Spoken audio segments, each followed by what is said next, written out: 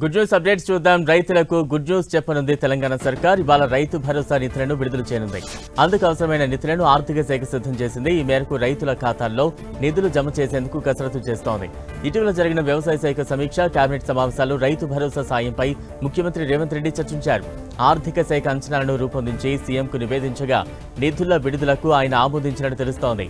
ఇప్పుడు రైతుల ఖాతాల్లో సొమ్ము జమ చేసేందుకు లబ్ధిదారుల జాబితాను వ్యవసాయ శాఖ సిద్ధం చేసింది.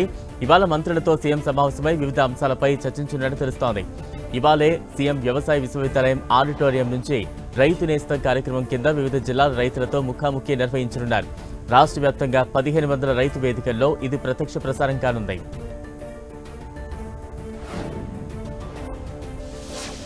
ప్రయాణికులకు గుడ్ న్యూస్ చెప్పింది ఇండియన్ రైల్వే.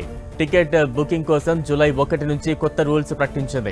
ఇకపై వెయిటింగ్ లిస్ట్ అప్డేట్ 4 గంటల ముందుగా కాకుండా మరింత ముందుగానే చార్ట్లో వెయిటింగ్ టికెట్ స్టాటస్ తెలిసిపోనుంది.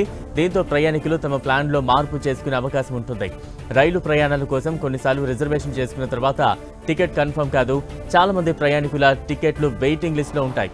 దాంతో ప్రయాణికులు తమ టికెట్ కన్ఫర్మ్ కోసం ఎదురు చూస్తూ ఉంటారు. టికెట్ కన్ఫర్మేషన్ రైలు ఫైనల్ సీట్ చార్ట్ తయారు చేసిన తర్వాత, అంటే రైలు బయలుదేరే 4 గంటల ముందు మాత్రమే అందుబాటులో ఉంటుంది.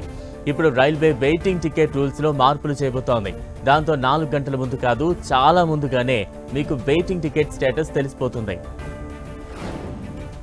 తెలంగాణలో మహిళలకు రేవంత్ సర్కార్ గుడ్ న్యూస్ చెప్పనుంది. సర్పంచ్ ఎన్నికలకు ముందే మహిళలకు నెలకు 2500 ఆర్థిక సాయం అందించే పథకం ప్రారంభమయ్యే అవకాశాలు ఎక్కువగా ఉన్నాయి.